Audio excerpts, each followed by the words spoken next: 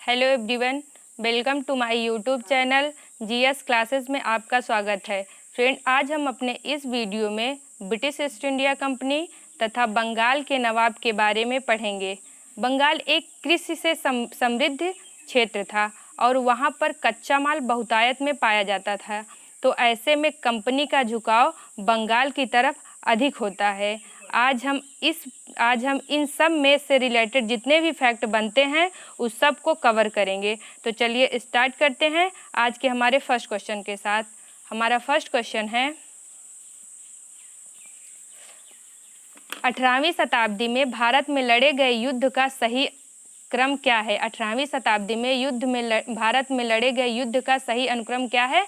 तो सबसे पहले अंबर का युद्ध होता है, फिर प्लासी, फिर वांडीवास और अंत में बक्सर का युद्ध देखने को मिलता है।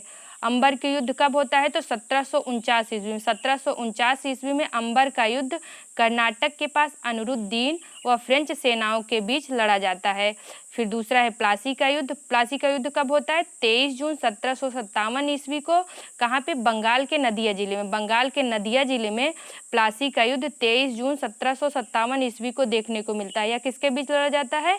यह ब्रिटिश ईस्ट इंडिया कंपनी तथा बंगाल के शासक सिराजुद्दौला के बीच लड़ा जाता है। किसके? ब्रिटिश ईस्ट इंडिया कंपनी तथा बंगाल के शासक सिराजुद्दौला के बीच लड़ा जाता है।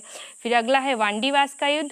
वांडीवास का युद्ध कब होता है? तो 1760 ईस्वी में। 1760 ईस्वी में वांडीवास का युद्ध ब्रिटिश तथा फ्रांसीसी सेनाओं के मध्य एक निर्णायक युद्ध था, जिसमें फ्रांसीसियों की बुरी तरह पराजय होती है। फिर लास्ट में बक्सर का युद्ध है।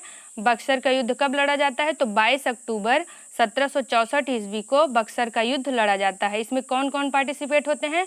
तो एक तरफ ब्रिटिश ईस्ट इंडिया कंपनी रहती है और दूसरी तरफ 3 गुट रहते हैं। 3 गुट कौन कौन रहते हैं? बंगाल के शासक मीर कासिम, अवध के शासक शुजाउद्दौला और लास्ट हैं कौन? मुगल बादशाह शाह आलम द्वितीय। इन तीनों के बीच बक्सर का युद्ध कब होता है? 22 अक्टूबर 1764 ईस्वी को होता है, जो एक निर्णायक युद्ध के तौर पर जाना जाता है। हमारा अगला क्वेश्चन है,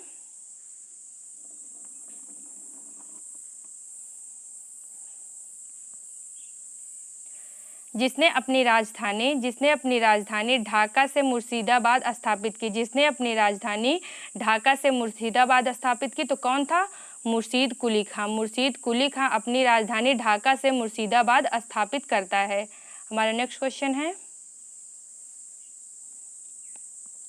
अलीवर्दी खां द्वारा यूरोपियों की तुलना किससे की जाती है? अलीवर्दी खां द्वारा यूरोपियों की तुलना किससे की जाती है? तो वह मधुमक्खी के छत्तों से की जाती है। किसके? मधुमक्खी के छत्तों से की जाती है। अलीवर्दी खां कहता है कि अगर यूरोपियों को हेल्प करेंगे तो वो हमको शहद देंगी, अगर उनसे झगड़ा मोल लेंगे तो काट खाएंगी। ये अलीवर्दी का कथन है, कभी कभी एग्जाम में पूछा भी जाता है। हमारा नेक्स्ट क्वेश्चन है,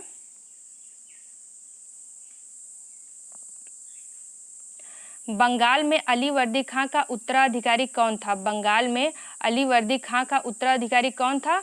तो सिराजुद्दौला था। सिराजुद्दौला कौन था? अलीवर्दी खां के सबसे छोटी पुत्री का पुत्र था। कौन? सबसे छोटी, उनकी अलीवर्दी खां की 3 पुत्रियां रहती हैं, इसमें से जो सबसे छोटी पुत्री रहती है उसका पुत्र सिराजुद्दौला रहता है, तो जो अलीवर्दी खां का उत्तराधिकारी होता है। हमारा नेक्स्ट क्वेश्चन है, ब्लैक होल की घटना जो सिराजुद्दौला के समय घटित हुई का वर्णन किसके द्वारा किया जाता है? ब्लैक होल की घटना जो सिराजुद्दौला के समय घटित हुई का वर्णन किसके द्वारा किया जाता है? तो हालवेल। कौन है? हालवेल के द्वारा। ब्लैक होल की घटना कब हुई थी? तो 20 जून 1756 ईस्वी में। 20 जून 1756 ईस्वी में ब्लैक होल की घटना हुई थी। इसका वर्णन किसके द्वारा किया जाता है? तो हालवेल के द्वारा किया जाता है। यह कहाँ पे? पश्चिम बंगाल की एक घटना है। ऐसा माना जाता है कि बंगाल के नवाब सिराजुद्दौला ने 146 अंग्रेज बंदियों को, कितने? 146 से कभी कभी पूछा जाता है कितने अंग्रेज बंदियों को कैद किए थे, तो 146 अंग्रेज बंदियों को 18 फुट लंबे और 14 फुट 10 इंच चौड़े कमरे में बंद कर दिया था।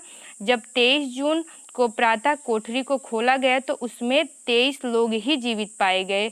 उन जीवित रहने वाले लोगों में हालवेल भी शामिल था, जिन्हें इस घटना का रचयिता माना जाता है। यानी हालवेल को ब्लैक होल की घटना का रचयिता माना जाता है।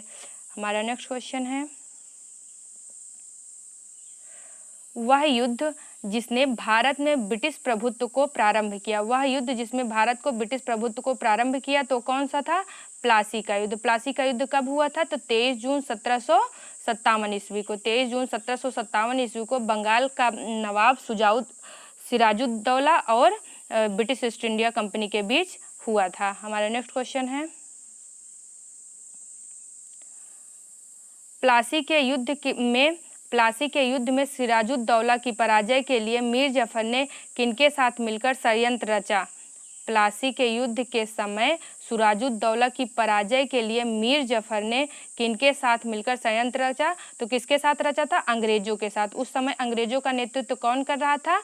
तो क्लाइव कर रहे थे। कौन? क्लाइव अंग्रेजों का नेतृत्व कर रहे थे और मीर जफर जाके क्लाइव से मिल जाता है और सिराजुद्दौला के साथ गद्दारी करता है। परिणाम स्वरूप सिराजुद्दौला की हार हो जाती है। वैसे कहा जाता है कि प्लासी का युद्ध कभी हुआ ही नहीं था, क्योंकि इसमें जो बंगाल की तरफ से लगभग 50,000 सैनिकों ने भाग लिया था और वहीं पे जो ब्रिटिश ईस्ट इंडिया कंपनी है उसकी तरफ से लगभग 3,000 या फिर 3,100 सैनिकों का वर्णन मिलता है।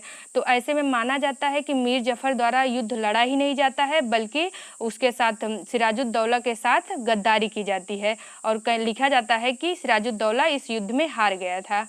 हमारा अगला क्वेश्चन है, प्लासी के युद्ध में किसने युद्ध में शामिल ना होकर सिराजुद्दौला से विश्वासघात किया? किस युद्ध में? प्लासी के युद्ध में। कब होता है? तो 23 जून 1757 ईस्वी को प्लासी का युद्ध होता है। उसमें मीर जफर के साथ कौन कौन विश्वासघात करता है? तो मीर जफर करता है। सिराजुद्दौला के साथ कौन विश्वासघात करता है? तो मीर जफर करता है और एक अमीचंद करता है, ये व्यापारी रहता है, एक अमीर व्यापारी अमीचंद करता है तथा एक बैंकर जगत सेठ द्वारा। ये जगत सेठ कौन रहता है? सिराजुद्दौला के दरबार का एक बैंकर रहता है। उसके इन तीनों के द्वारा प्लासी के युद्ध में विश्वासघात किया जाता है। आज का नेक्स्ट क्वेश्चन है, सिराजुद्दौला किस युद्ध में लॉर्ड क्लाइव से पराजित होता है? सिराजुद्दौला किस युद्ध में लॉर्ड क्लाइव से पराजित होता है? तो किस युद्ध में? प्लासी के युद्ध में। प्लासी के युद्ध कब होता है? 23 जून 1757 ईस्वी को। हमारा नेक्स्ट क्वेश्चन है, प्लासी के युद्ध में अंग्रेजी सेना का नेतृत्व किसके द्वारा किया गया? प्लासी के युद्ध में अंग्रेजी सेना का नेतृत्व किसके द्वारा किया गया? तो किसके द्वारा किया गया? रॉबर्ट क्लाइव के द्वारा। उस टाइम अंग्रेजी सेना का नेतृत्व कौन कर रहा था? रॉबर्ट क्लाइव कर रहे थे। हमारा अगला क्वेश्चन है, बंगाल के किस नवाब को क्लाइव का गधा कहा जाता है? किसका? क्लाइव का गधा कहा जाता है।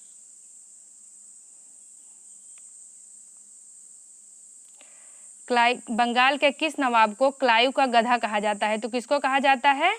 मीर जफर को। मीर जफर को क्लाइव का गधा कहा जाता है। क्यों कहा जाता है? क्योंकि जैसे जैसे क्लाइव चाहता है मीर जफर वैसे ही काम करता है।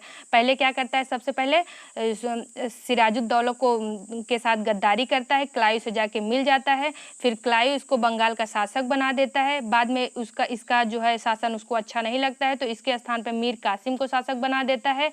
तो फिर बाद में मीर कासिम से वो चिढ़ जाता है, फिर इसको मीर जफर को बुलाता है और फिर शासक बना देता है। यानी कहा जाता है कि क्लाइव जैसे जैसे चाहता था मीर जफर उसी तरह काम करता था। इसी तरह मीर जफर को क्लाइव का गधा कहा जाता था। आज का नेक्स्ट क्वेश्चन है, भारत में ब्रिटिश साम्राज्य का संस्थापक किसे माना जाता है? भारत में ब्रिटिश साम्राज्य का संस्थापक किसे माना जाता है? तो लॉर्ड क्लाइव को माना जाता है। लॉर्ड क्लाइव को भारत में ब्रिटिश साम्राज्य का संस्थापक माना जाता है। हमारा अगला क्वेश्चन है,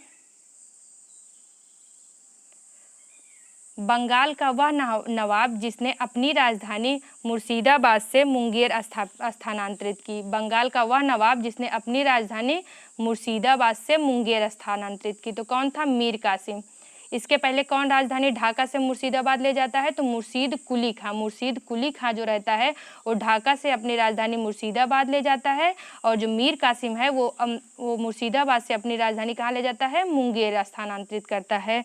मीर कासिम एक योग्य शासक रहता है जो अंग्रेजों की चालाकी को भांप लेता है तथा अपनी राजधानी मुर्शिदाबाद से मुंगेर स्थापित कर देता है।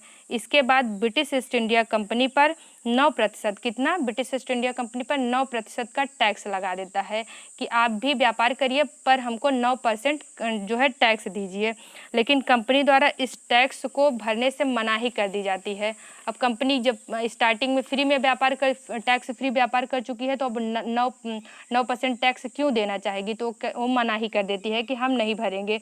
तथा मीर कासिम बंगाल के स्थानीय लोगों को इसमें क्या करता है कि मीर कासिम को बुरा लगता है, वो बोलता है कि अगर आप लोग टैक्स नहीं दे रहे हैं तो हम अपने बंगाल के जो हमारे स्थानीय व्यापारी हैं उनसे भी टैक्स की वसूली नहीं करेंगे।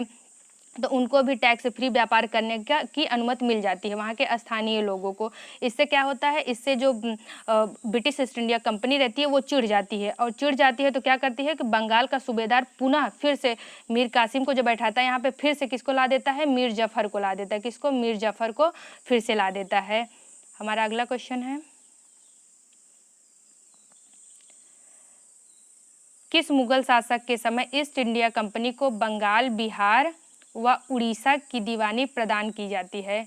किस मुगल शासक के समय में ईस्ट इंडिया कंपनी को बंगाल, बिहार व उड़ीसा की दीवानी प्रदान की जाती है? तो किसके साथ, शाह आलम द्वितीय, मुगल शासक शाह आलम द्वितीय के शासनकाल में ईस्ट इंडिया कंपनी को बंगाल, बिहार व उड़ीसा की दीवानी प्राप्त हो जाती है। ये कब होती है, इलाहाबाद की संधि के तहत 1765 में हुए इलाहाबाद की संधि के तहत जो ब्रिटिश ईस्ट इंडिया कंपनी है उनको बंगाल, बिहार व उड़ीसा की दीवानी प्राप्त होती है। हमारा नेक्स्ट क्वेश्चन है,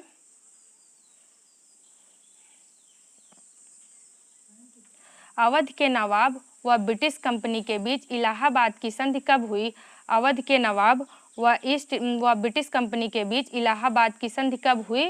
तो कब हुई थी, 1765 में। 1765 में इलाहाबाद की दो संधि होती है। 1765 में इलाहाबाद की दो संधि होती है। पहली कब होती है, 12 अगस्त 1765 को होती है। पहला 12 अगस्त 1765 को होती है, या कंपनी व मुगल शासक शाह आलम द्वितीय के मध्य होती है। किसके बीच, एक तो company British east India company रहती है, दूसरा मुगल बादशाह शाह आलम द्वितीय के मध्य होता है।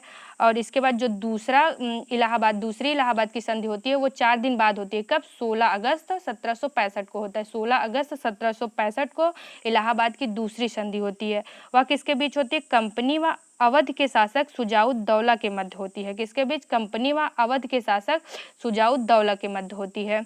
इसमें क्या प्रावधान किया गया था कि जो इसमें 50 लाख रुपए जो शुजाउद्दौला है उसे कंपनी हर्जाने के तौर पे वसूल की। कितना, 50 लाख रुपए। फिर इसके बाद कड़ा व इलाहाबाद का क्षेत्र, जो कड़ा व इलाहाबाद का क्षेत्र जो अवध के क्षेत्र में आता था उसको क्या था कि मुगलों को स्थानांतरित करने का प्रावधान था इसमें, इलाहाबाद के दूसरी संधि में। हम चलते हैं आज के नेक्स्ट क्वेश्चन पे। इलाहाबाद की संधि के बाद क्लाइव ने मुर्शिदाबाद का उपदीवान किसे नियुक्त किया? इलाहाबाद की संधि के बाद क्लाइव ने मुर्शिदाबाद का उपदीवान किसे नियुक्त किया? तो मोहम्मद रजा को मुर्शिदाबाद का उपदीवान नियुक्त किया। हम चलते हैं आज के नेक्स्ट क्वेश्चन पे। 1765 ईस्वी में दीवानी प्रदान किए जाने के बाद ब्रिटिश सबसे पहले जिस पर्वतीय जनजाति के संपर्क में आए, जब 1765 ईस्वी में बक्सर के युद्ध, 1764 ईस्वी में बक्सर का युद्ध होता है, इसके बाद 1765 ईस्वी में इलाहाबाद की संधि की जाती है। इलाहाबाद की संधि के तहत बंगाल, बिहार व उड़ीसा की दीवानी कंपनी को प्रदान की जाती है। तो जब बंगाल, बिहार व उड़ीसा की दीवानी प्राप्त कर लेते हैं तो उसके बाद पूछा जाता है कि किस पर्वतीय जनजाति के संपर्क में आते हैं ब्रिटिश, किस पर्वतीय जनजाति के संपर्क में आते हैं? तो किसके संपर्क में आते हैं, खासी जनजाति। ये कहाँ की जनजाति है, तो ये पूर्वोत्तर भारत मेघालय की जनजाति है, एक जनजाति है। मेघालय में 3 जनजातियां मुख्य रूप से पाई जाती हैं। कौन, गारो जनजाति, खासी जनजाति व जयंतिया जनजाति। 3 जनजाति जो होती हैं वो मेघालय की प्रमुख जनजाति हैं। हम चलते हैं आज के नेक्स्ट क्वेश्चन पे। वह निर्णायक युद्ध जिसमें अंग्रेजों ने भारत में प्रभुत्व को स्थापित किया, वह निर्णायक युद्ध जिसमें अंग्रेजों ने भारत में प्रभुत्व को स्थापित किया, तो कौन था, बक्सर का युद्ध। बक्सर का युद्ध कब लड़ा जाता है, तो 22 अक्टूबर 1764 ईस्वी को, 22 अक्टूबर 1764 ईस्वी को बक्सर का युद्ध लड़ा जाता है। ये अंग्रेजी सेना व ब्रिटिश ईस्ट इंडिया कंपनी तथा बंगाल, अवध व मुगल बादशाह के बीच लड़ा जाता है। चलते हैं आज के नेक्स्ट क्वेश्चन पे। बक्सर के युद्ध के समय दिल्ली का शासक कौन था? बक्सर के युद्ध के समय दिल्ली का शासक या फिर मुगल बादशाह, कोई भी पूछ सकता है क्वेश्चन में। तो मुगल बादशाह कौन था? तो उस टाइम किसका शासनकाल था? तो शाह आलम द्वितीय का शासन था। शाह आलम द्वितीय के शासनकाल में ही बंगाल, उड़ीसा व बिहार की दीवानी किसको प्रदान हो जाती है? कंपनी को प्रदान हो जाती है, प्राप्त हो जाती है। हम चलते हैं आज के नेक्स्ट क्वेश्चन पे। बक्सर के युद्ध के समय अवध का शासक कौन था? जब बक्सर का युद्ध हो रहा था उस टाइम अवध का शासक कौन था? तो शुजाउद्दौला। अवध का शासक शुजाउद्दौला था। बक्सर का युद्ध कब हुआ था? 22 अक्टूबर 1764 ईस्वी में। उस टाइम अवध का शासक कौन था? शुजाउद्दौला। इसी शुजाउद्दौला के साथ इलाहाबाद की संधि होती है कब? 16 अगस्त 1765 ईस्वी के, जिसमें क्या प्रावधान किया गया कि 50 लाख रुपए हर्जाने के तौर पे कंपनी को देना था तथा इलाहाबाद व कड़ा का क्षेत्र किसको प्रदान करना था? मुगलों को प्रदान करना था। हम चलते हैं आज के नेक्स्ट क्वेश्चन पे। भारत के युद्ध में अंग्रेजों की सेना का नेतृत्व किया। बक्सर के युद्ध में, किस युद्ध में? बक्सर के युद्ध में अंग्रेजों की सेना का नेतृत्व कौन किया? तो हेक्टर मुनरो करते हैं। कौन? हेक्टर मुनरो करते हैं। अगर प्लासी का युद्ध पूछे, प्लासी के युद्ध में अंग्रेजी सेना का नेतृत्व कौन करता है? तो क्लाइव करता है। कौन? क्लाइव करता है। वहीं पे अगर बक्सर का युद्ध पूछे तो कौन करता है? हेक्टर मुनरो करते हैं। हम चलते हैं आज के नेक्स्ट क्वेश्चन पे। बक्सर के युद्ध के समय बंगाल का सूबेदार था। कौन था? बंगाल का सूबेदार कौन था? तो मीर जफर। ये कभी कभी कंफ्यूज कर देता है कि जब 1760 में मीर कासिम को बनाया जाता है, क्या सूबेदार बनाया जाता है, लेकिन क्योंकि उनको लगता है कि मीर कासिम हमसे चालाकी कर रहा है, यही रीजन है कि वह 1763 ईस्वी में मीर कासिम की जगह किसको बैठा देता है? मीर जफर को बंगाल का सूबेदार नियुक्त कर देता है। तो पूछा जाता है कि बक्सर के युद्ध में बंगाल का सूबेदार कौन था? तो बक्सर के युद्ध के समय बंगाल का सूबेदार मीर जफर था। हम चलते हैं आज के नेक्स्ट क्वेश्चन पे। ईस्ट इंडिया कंपनी की असैनिक और सैनिक सुधार करने का श्रेय किसको जाता है?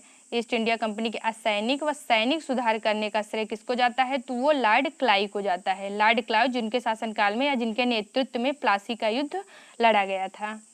हम चलते हैं आज के नेक्स्ट क्वेश्चन पे।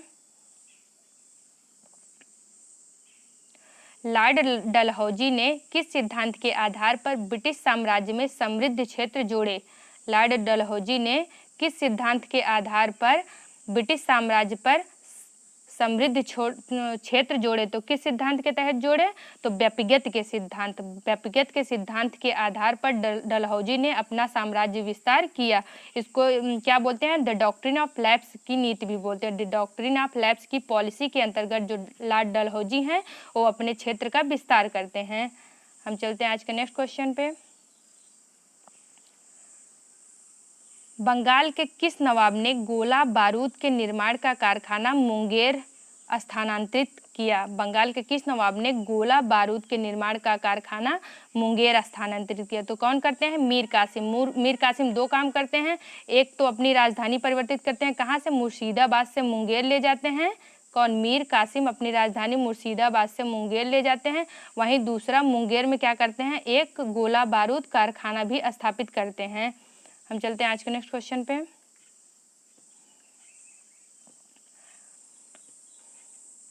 बक्सर विजय के बाद भी क्लाइव द्वारा दिल्ली पर कब्जा नहीं किया जाता है। क्यों नहीं किया जाता है? क्योंकि क्लाइव जानता था कि अंग्रेजों का उत्तरदायित्व बढ़ जाएगा, क्योंकि अंग्रेज जो थे वो यहाँ पे अधिक से अधिक लाभ अर्जित करने के लिए, कंपनी को अधिक से अधिक ऊपर ले जाने के लिए आए थे। इसलिए उनका कोई भी ऐसा इरादा नहीं था यहाँ पे प्रशासन चलाने का। वो सिर्फ लाभ कमाने के लिए आए थे और सिर्फ उनका जो ध्यान था वो लाभ की तरफ था। तो इसलिए वो अंग्रेजों के उत्तरदायित्व तो अपना बढ़ाना नहीं चाहते थे और दिल्ली पर कब्जा नहीं करते हैं। आज का नेक्स्ट क्वेश्चन है, भारत में द्वैध शासन का प्रारंभ किस गवर्नर के शासनकाल में हुआ था? द्वैध शासन, भारत में द्वैध शासन का प्रारंभ किस गवर्नर के शासनकाल में हुआ था? तो 1765 में लॉर्ड रॉबर्ट क्लाइव के शासन, किसके? 1765 ईस्वी में लॉर्ड क्लाइव के शासनकाल में द्वैध शासन प्रारंभ हुआ था। फ्रेंड यहाँ पे कुछ नोट्स हैं जिसको एक बार आप सरसरी निगाह में देख लेंगे तो जितने भी पॉइंट हैं वो सारे इसमें कवर हो जाएंगे। सबसे पहले 1707 ईस्वी में, 1707 ईस्वी में क्या हुआ था, औरंगजेब की डेथ हो गई थी। कब? 1707 ईस्वी में। औरंगजेब की डेथ के बाद यहीं से मुगल साम्राज्य का अंत हो जाता है, जो ब्रिटिश ईस्ट इंडिया कंपनी के लिए अपने क्षेत्र को विस्तारित करने के लिए एक गोल्ड चांस मिल जाता है। इसके बाद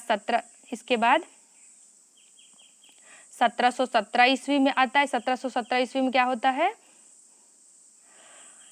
हमने पढ़ा था कि किस तरह फर्रुखसिया अंग्रेजों के एहसान का बदला उन्हें टैक्स फ्री व्यापार करने की अनुमति देकर करता है। कौन? फर्रुखसियर, मुगल बादशाह फर्रुखसियर 1717 ईस्वी में कंपनी को टैक्स फ्री व्यापार करने की अनुमति देता है। क्यों देता है? क्योंकि उसको कोई बीमारी थी, उसका इलाज एक ब्रिटिश डॉक्टर द्वारा कराया जाता है। इसी का बदला वो क्या लेता है, फ्री टैक्स व्यापार करने की अनुमति देकर चुकाता है। 1717 ईस्वी में ही मुर्शीद कुली खां वहाँ का सूबेदार बनता है। 1717 ईस्वी में मुर्शीद कुली खां वहाँ का सूबेदार यानी बंगाल का सूबेदार बनता है, जो अपनी राजधानी ढाका से मुर्शिदाबाद स्थानांतरित करता है। कहाँ? ढाका से मुर्शिदाबाद स्थानांतरित करता है। फिर इसके बाद 1740 का टाइम पीरियड आता है। 1740 ईस्वी में अली वर्दी खां, कौन गद्दी पे बैठता है? अली वर्दी खां वहाँ का सूबेदार बनता है, जिसके द्वारा यूरोपियों की तुलना किससे की जाती है? यूरोपियों की तुलना मधुमक्खी के छत्ते से की जाती है। किसके द्वारा? अली वर्दी खां 1740 ईस्वी में बंगाल का सूबेदार बनता है और वह यूरोपियों की तुलना मधुमक्खी के छत्ते से करता है। फिर इसके बाद 1756 ईस्वी में कौन सा? सिराजुद्दौला बंगाल का नवाब बनता है, जो ईस्ट इंडिया कंपनी द्वारा कराए जा रहे किलेबंदी का विरोध करता है। क्या करता है? ये सिराजुद्दौला बनता है नवाब बंगाल का, और जितने भी क्षेत्रों में, चाहे वो दक्षिण भारत हो या फिर बंगाल के क्षेत्रों में, कहीं पे भी जो अंग्रेजों द्वारा या फिर कंपनी द्वारा जो किलेबंदी की जा रही थी तो उसका विरोध करता है। कौन? सिराजुद्दौला करता है। परिणाम स्वरूप क्या होता है? सिराजुद्दौला और ईस्ट इंडिया कंपनी के बीच प्लासी का युद्ध होता है। परिणाम स्वरूप क्या होता है? सिराजुद्दौला और ईस्ट इंडिया कंपनी के बीच प्लासी का युद्ध देखने को मिलता है। प्लासी का युद्ध कब होता है? 23 जून 1757 ईस्वी को। इसमें क्या होता है? इसमें कहा जाता है कि ये युद्ध लड़ा नहीं गया था, और इसमें मीर जफर और कुछ और सिराजुद्दौला के जो और उनके साथ विश्वासघात कर देते हैं। यही रीजन है कि सिराजुद्दौला की इस युद्ध में पराजय मानी जाती है। हम चलते हैं आज के नेक्स्ट क्वेश्चन पे। 1764 ईस्वी में, 1764 ईस्वी में क्या इंपॉर्टेंट है? 1764 ईस्वी में बक्सर का युद्ध होता है। किसका युद्ध? बक्सर का युद्ध होता है। ब्रिटिश ईस्ट इंडिया कंपनी और बंगाल के नवाब मीर कासिम, अवध के शासक शुजाउद्दौला व मुगल बादशाह शाह आलम द्वितीय के मध्य लड़ा जाता है। यह युद्ध कंपनी के शासन के लिए एक निर्णायक युद्ध साबित होता है, और यहीं से कंपनी का शासन स्टार्ट होता है। कहाँ से? बक्सर के। 1764 में जो बक्सर का युद्ध होता है वह एक निर्णायक युद्ध साबित होता है, और यहीं से कंपनी का शासन स्टार्ट हो जाता है। फिर इसके बाद 1765 में क्या क्या होता है? तो 1765 ईस्वी में क्लाइव के द्वारा द्वैध शासन लागू किया जाता है। क्या? द्वैध शासन लागू किया जाता है। द्वैध शासन के अंतर्गत शासन की दो व्यवस्था देखने को मिलती है। क्या? शासन की दो व्यवस्था, एक तो है अधिकार से संबंधित और दूसरा है कर्तव्य से संबंधित।